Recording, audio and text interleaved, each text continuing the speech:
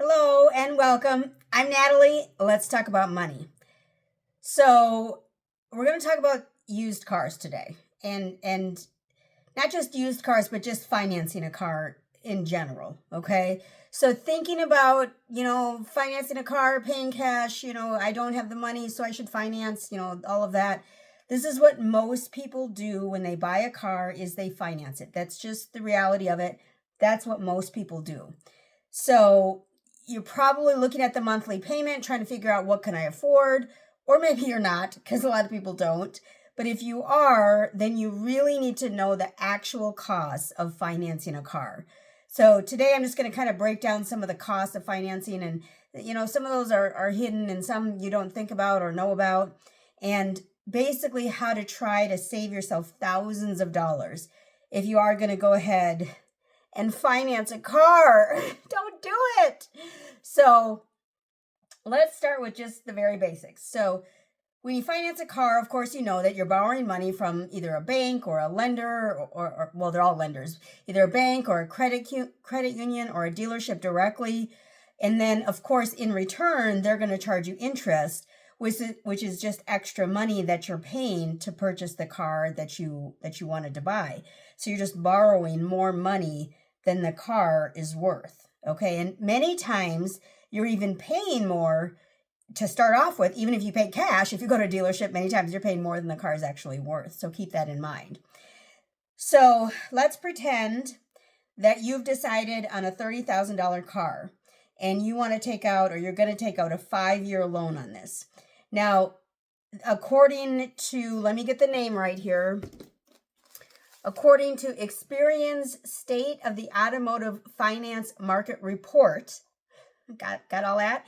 As of 3/16/25, if you have excellent credit not excellent, this says prime credit, between 661 and 780 is your credit score.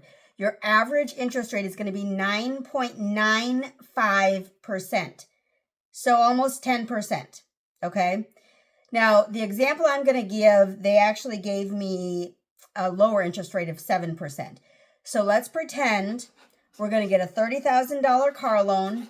We're going to take out a 5-year loan, and it's at an interest rate of 7%, which is lower than the average at very good credit, over 661. Actually, very good credit would be over 780, I believe. But still, 661 to 780 is still good credit. Okay, you're not at the bottom of the credit score lending line. Okay. So if you do that, that means that you're going to end up paying about $5,600 just in interest. That's interest alone, about $5,600 just in interest, bringing your total cost to purchase and finance that car to $35,600. That's basically an extra car's worth of money over time. So basically, you buy your $30,000 car, you spend another $5,600. You could have just bought a car for $5,600. So you're basically buying 2 cars for the price of one. No, you're buying 2 cars at the price that you're buying 1 car at the price of 2. That's not a good plan. So here's the catch. So most dealerships are going to push you toward longer loans because then the payments are lower. It seems easier. So somehow we've gotten to the point of getting loans of anywhere from 72 to 84 months. That's 6 to 7 years you're going to pay on this car that you're buying, this used car that you're buying. Now, I'm focusing on used cars, because I don't believe anyone needs a new car unless you've got so much cash you can go pay cash for your new car. Okay, so I'm focusing on used cars because if you're dedicated, you can purchase a car cash if it's used because the prices are reasonable typically.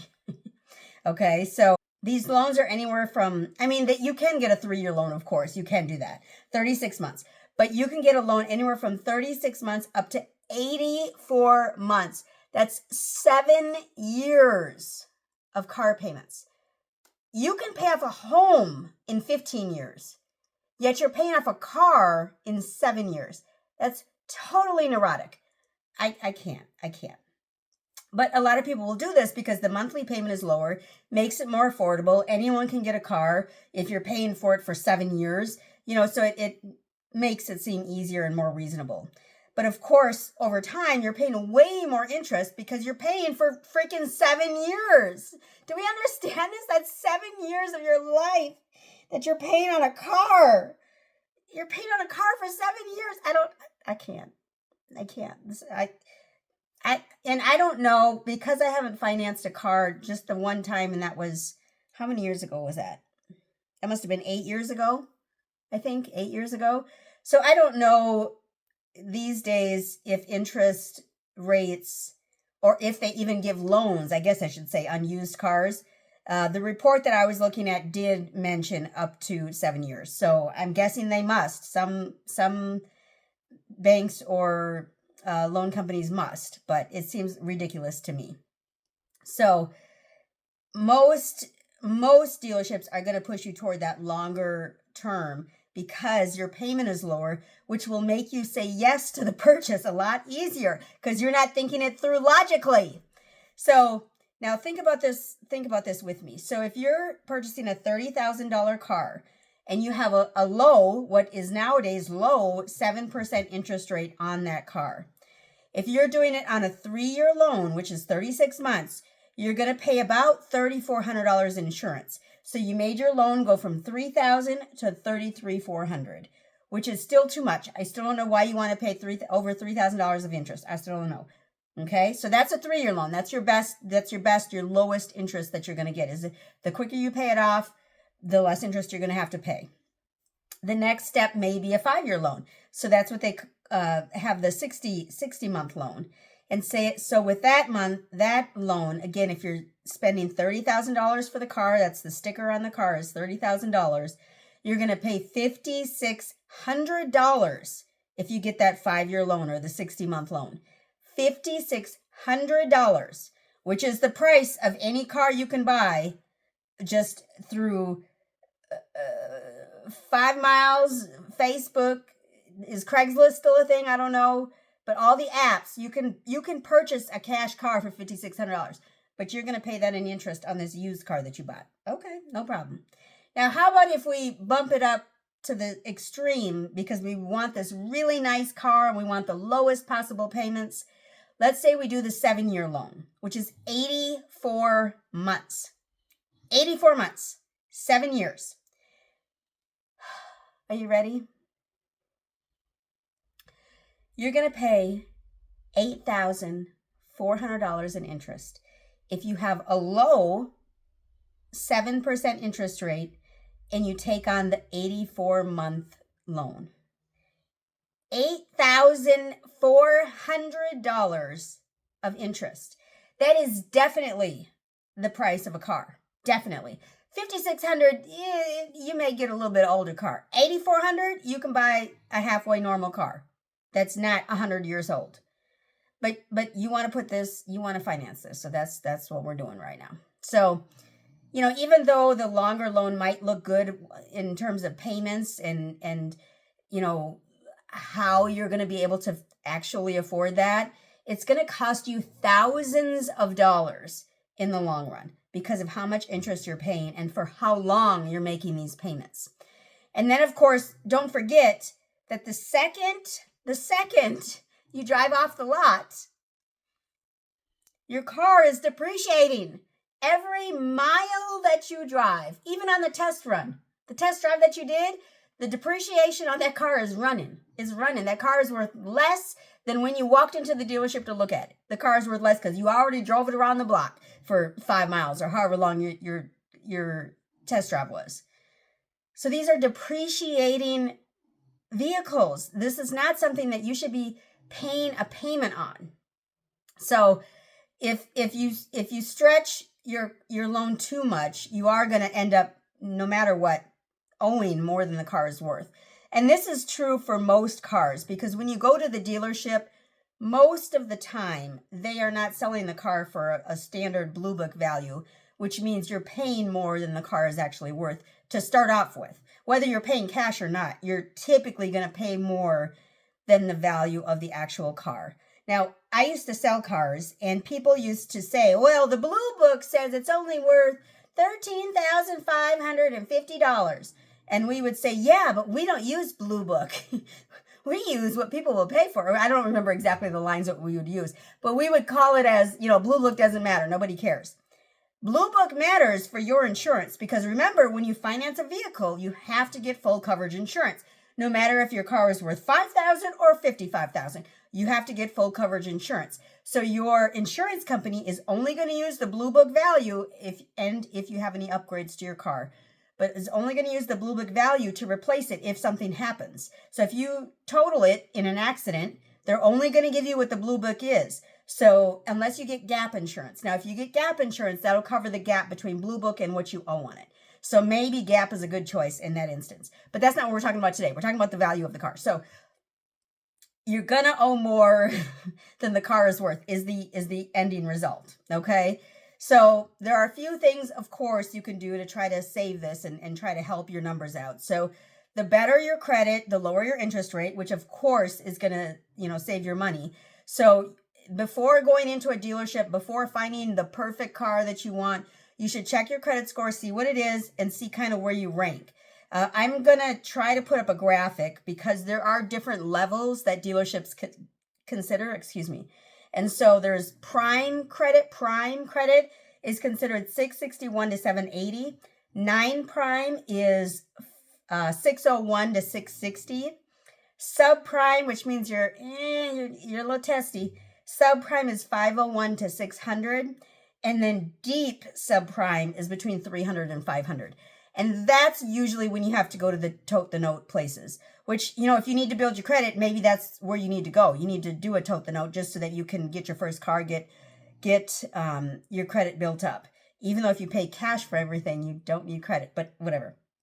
So there are, details on what credit levels you should be at in order to go into a dealership to get a normal interest rate. Okay. So step 1, check your credit score to see what it is, and check it on all 3 because maybe one bank may use Experian and another may use, and so check that first. Now, of course, the best idea is to put the most amount of money down as possible. If you're looking at a $25,000 car, if you put $15,000 down, you only have to finance $10,000. And that makes everything better because then you can do the 3-year financing without the payment being, $730 per month, which is the average car payment per month. It's ridiculous. So the more you put down, the less you have to borrow. And so the lower your interest and the better off you'll be because the lower your payments are going to be. Okay. And then the next piece is to choose the shortest loan possible. Now, of course, this has to do with how much you can afford. It has to do with how much you're approved for, all of the things.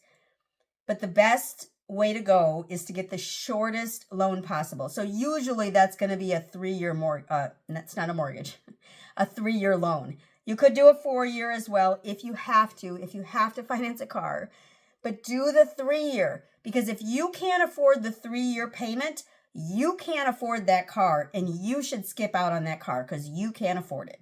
And it is what it is. It is what it is. Go look at a less expensive car.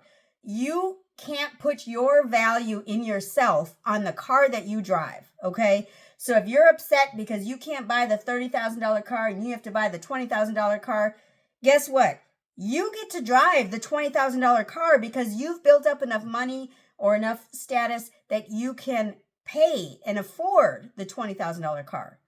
Maybe not the $30,000, but it's all just numbers. It's a numbers game. So you have to play the numbers. The best numbers are when you can pay cash. I talked about paying cash for a car a while ago. I'll probably have to do it again. But don't sign up for a $730 payment if you can't afford it. Just don't do it. If you do the 3-year or if you have to the 4-year payment, you are going to save thousands of dollars on interest. Okay, you are. It is what it is. You're going to save thousands. So keep that in mind. Now, if you can process all of these real costs of financing a car. And this is actually true whether it's a new car or a used car. Typically on a new car, you will get a better interest rate, but still, you're still paying interest no matter what. You've still got the credit score, the same credit score, whether you're buying new or used, your credit score is the same no matter what. So, you have to think about these extra costs when you're financing a vehicle. So tell me, are you into buying a brand new car every time you buy a car? Or are you buying a used car every time? Or are you on my boat and paying cash for your car and doing the responsible thing and saving the money in order to be able to pay cash for your next car? If you put a little money away each day, not each day, each week, each other week, each month, put the money away and you can pay for that car cash. At least put half down. If you're looking at a $30,000 car, put $15,000 down, at least. If you're buying a $10,000 car, put $5,000 down, at least. That will help you in the long run, I promise you. Okay? So I hope this is helpful. So these are just some of the facts that I was able to pull up, something that ran across my screen about used cars. And I want you to remember to invest in yourself today so that you can make a difference for others tomorrow. And give the video a big thumbs up. Leave a comment down below. Be sure to subscribe. When you subscribe, you should hit the bell so you know when the next video comes out. Really, honestly, if this video has brought you any kind of value, please just give the video a big thumbs up. Thanks so much, y'all. Y'all have a great one.